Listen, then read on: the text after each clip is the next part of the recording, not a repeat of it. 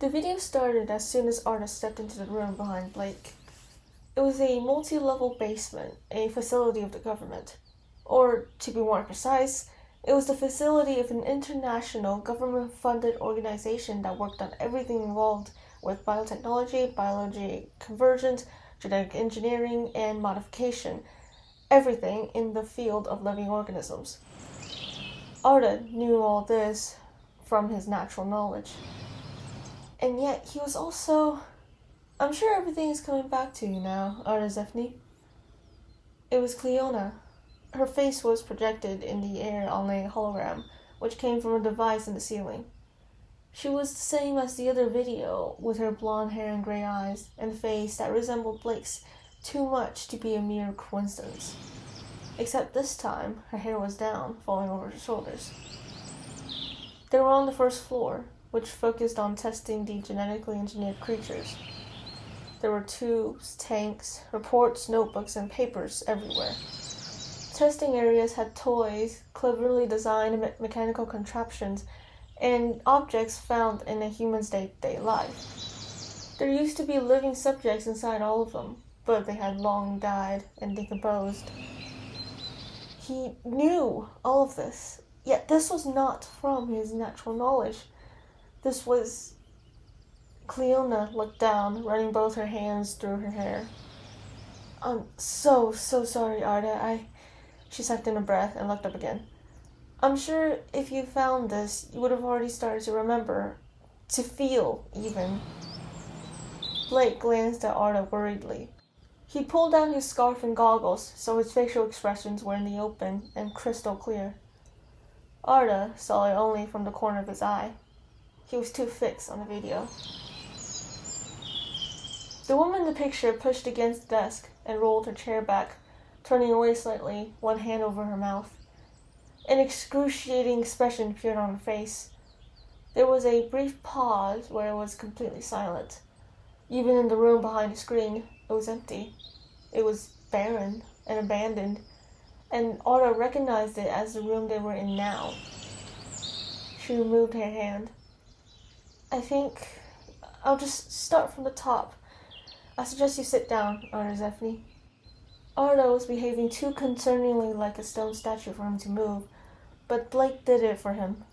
He gently guided Arda by the shoulders to the nearest chair, which had somehow survived for however long it had been down there, and pushed him down into it. The screen seemed to follow him, as if knowing where he was and making sure to face him. Blake backed away until Arda reached out and grabbed his wrist, pulling him forward. He reluctantly sank into a chair next to him. Cleona stared directly into the camera. It was 3389, and my grandmother, quantum physicist Toy Kendall, discovered perpetual motion using a new element and quantum entanglement. A motion that never stops, that recycles its own released energy to keep going. It was the biggest achievement of humanity, surpassing even the terraforming of Mars and the usage of the sun's energy. And the progression of our species began to shift to a new level. 6 years later, 3395, my mother, Quinn Kendall, at age 13, entered biotechnology in this very facility. Arda swallowed, breathing out steadily to keep his heart from skyrocketing. Unconsciously, he squeezed Blake's hand. She was always interested in the idea of artificial life, of creating a perfect human being, someone who was practically immortal, who would live on forever and carry all the memories and legacies of the human race. A being who would be forever pure and wise and make sure we were never forgotten. Cleona barked a laugh. Yeah, Mother had a different view on the ethics and morals of life. Cloning is strictly prohibited on Earth, but no one had ever thought to genetically create a new separate human being. At least no one had ever attempted it. And so, armed with the knowledge of perpetual motion, how to harness its powers, its limits, its uses, she was the first to ever attempt it. And, of course, being practically the next Albert Einstein in the field of biology, she succeeded. Cleona gestured toward the camera with a hand, but Arda knew she was referring to him, the one watching the video, the very subject of the first human being created completely from scratch. On January 1st, 3398, you were born. The pride of humanity, the perfect human being. You were the first human to be able to live forever, to heal perfectly from any wound, to have a perfect memory, to be able to do the impossible, solve any problem and conflict, and know everything the human race could offer. The pride of humanity was your name, Arda Zefni. It's Zeden. Arda Pride, Zefni Human. But I wouldn't be surprised if you don't remember the Zeden language, since we never actually taught it to you. And now I'm rambling. She ran a hand through her hair as a light behind her flickered. Anyways, you're different. Your ability to live forever, to heal, to be able to do what no one else can, is due to your heart. Pride of Humanity is your name, primarily because we achieved what we thought was impossible. We combined the new element my grandmother found, merging it with you, and used a percentage of the power of the sun itself as the activation energy for a biological perpetual motion inside your heart. Rather, it is your heart.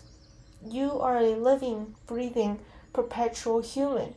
You are able to live forever using the sun's energy that is constantly being recycled. Blake groaned and rubbed his temples, as if he couldn't seem to properly process any of this. Arda's brain seemed to be on pause as he stared at Cleona, not entirely there. For the next 80 years, you were trained and tested and taught everything anyone's ever known, Cleona continued. Almost all deep space exploration plans were put on hold as all government efforts were put into making you truly the most perfect human. I was born 3430. It took my mother a long time to accept a partner, as you can tell. I took over the operation to teach you, Arda, in 3446. And everything was going well. I'm not sure how much you remember. I think it's best I don't say too much, in case you don't at all. It will only bring pain. She took a deep breath. 3477, September 16. Our terraforming troops on Venus sent a warning about the sun before all contact with them was abruptly cut. Not long after, we found out why. Suddenly, a picture appeared on the screen, replacing Cleona's face. It showed two planets crashing into each other. A giant fiery explosion could be seen as the planets decomposed into debris and dust. Arda's eyes widened. Mercury and Mars, two rocky planets, collided, and the debris caused a signal disturbance on Venus. A sigh could be heard. The sun had shrunk. Amazingly, 80 years ago, when its energy was used to create you, you became quantum entangled with the sun, and through that you somehow made it steady. However, on September 14th, you were shown to the public for the first time, and something happened. Something happened inside you that caused the sun to have an abnormal reaction, letting off large amounts of energy at once. It began to have anomalies, and the gravitational pull weakened as the sun shrunk, causing Mercury to drift off its orbit significantly and collide with Mars. The screen switched back to Cleona.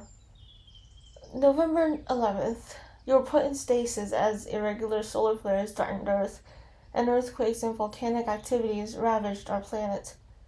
Certain animals and creatures started showing a ferocity toward humans, and an odd pattern of incidents evolved from it. We weren't sure what had happened, but what we were sure of was the fact that it wasn't going to stop. The sun lost a considerable amount of mass, and we managed to barely stay inside the solar system, thanks to the gravitational pull of Venus. We needed to preserve humanity, and our best solution came in a few steps. Cleona held up 3 fingers. Build the most secure city against natural disasters, which is this city, around the Kindle Square. Then, We needed to essentially freeze our entire planet and put everything in cryostasis until the worst is over. And our last and final step, Cleona wet her lips nervously, is to send you to space, far, far away. I found that your entanglement is somewhat temporary in a way. If there is too much space and time separating you, the entanglement state will die down. We had to hide your memories so you would not come back with a troubled mind, but we cannot get rid of your knowledge of the human race, because even though this was our best solution, under the circumstance that Earth was destroyed or the human race terminated, you were the only record, the only proof that we ever did exist. We gave you a setting, almost. Because you were special, you can stay on any planet with life for a long time, lest the same thing happened to us happens there. We set it to 2 weeks before your body would borrow some energy from your surroundings and launch. And this, I can't say enough. I regret it, Arda. I'm so sorry. We should have also thought about you. I shouldn't have let him. Those greed-driven, Cleona clenched her fists. We set your course, so you would come back eventually. You'll be called back eventually by our second specimen. I tried to make someone like you in 3456. It didn't work as well. I'm not sure why, but I suspect it's because his DNA was based off of mine. He rejected the element and barely survived the first few months, so we had to cancel that project. I put him in cryostasis as well, and I plan to bring him back once I wake up as well, after everything settles. Then in due time, he'll call you back, because you two are entangled on a deeper level. So you will come back to Earth, I'm sure of it. But being in deep space for who knows how long, traveling at 10% of light speed, the psychological toll... Cleona was at a loss for words. She moved on to a different subject, looking away, her eyes brimming with tears. I'm the only one left. Everyone else has moved to cryostasis chambers. And now, since you're here, the apocalypse would have already begun on the future civilization, and it's not going to stop. But the reason you're back is that I just wanted to give you another chance. People will continue to die. The apocalypse will go on. As long as you have an internal turmoil, it will not stop. But you can stay. If you wish to, you can stay and help the people here to survive.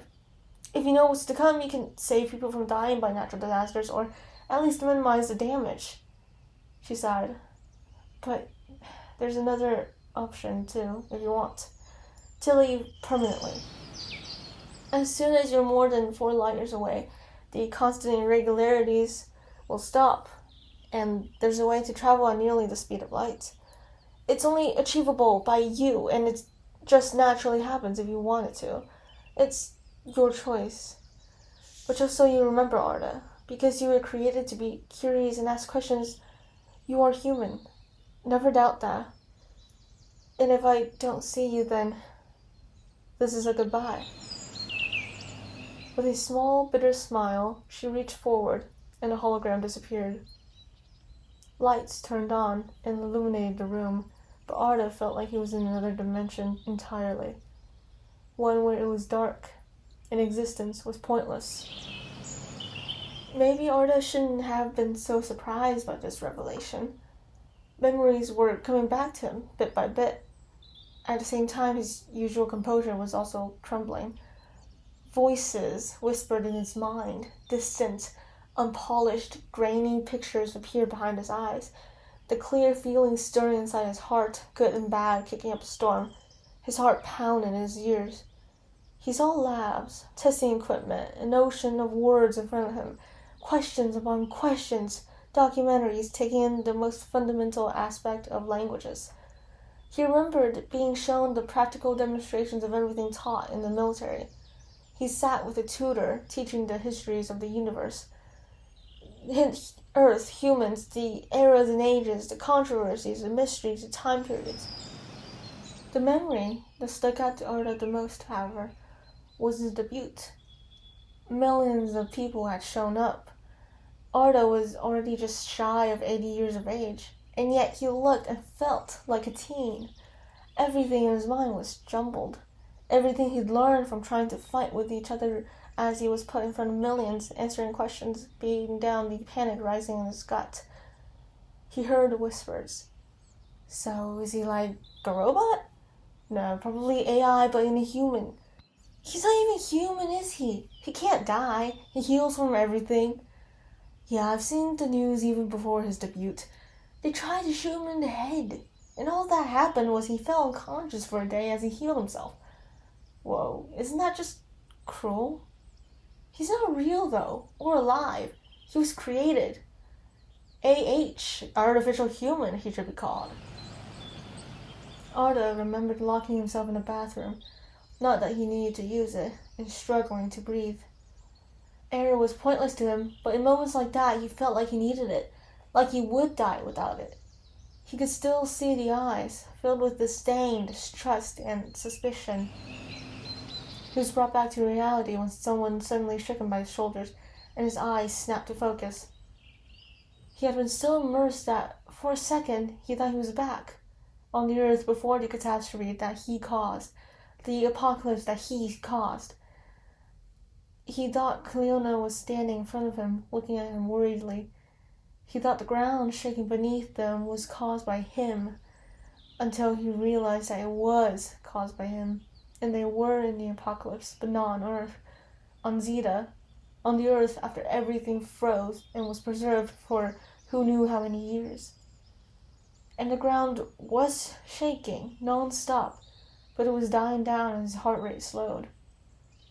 And it was Blake standing in front of him. Worry lines appeared between his brows. Arda? Hello? Can you hear me? He stood, causing Blake to jump in surprise. Yes, sorry. Blake sighed. Are you alright? After hearing all that? Arda swallowed. No, he wasn't alright. Not completely. Everything was spinning like he was just hit by a truck, except it wasn't a truck. It was all the 80 years of memories. Tui, Quinn, and Cleona Kendall. He remembered them all, as well as all the scientists, teachers, tutors, military personnel, everyone he had ever met. Not exactly, he admitted. His composure had collapsed. His usual flat, emotionless tone was gone. This does explain a lot. Then who's the other human created? Who called me back? I don't quite understand how I don't feel like there's someone I'm connected to if I'm entangled with them. Blake stared at Arda for a long moment. Then he put his hands back on Arda's shoulder and pushed him down into the chair again, before sitting down in front of him. The hands on his shoulders were shaking, yet he couldn't seem to let go. Blake's eyes bored into his, breathing slowly and deeply, as if trying to control himself. Arda stared back. Blake? Arda, Blake said, slowly, cautiously. I'm the human created by Cleona Kendall.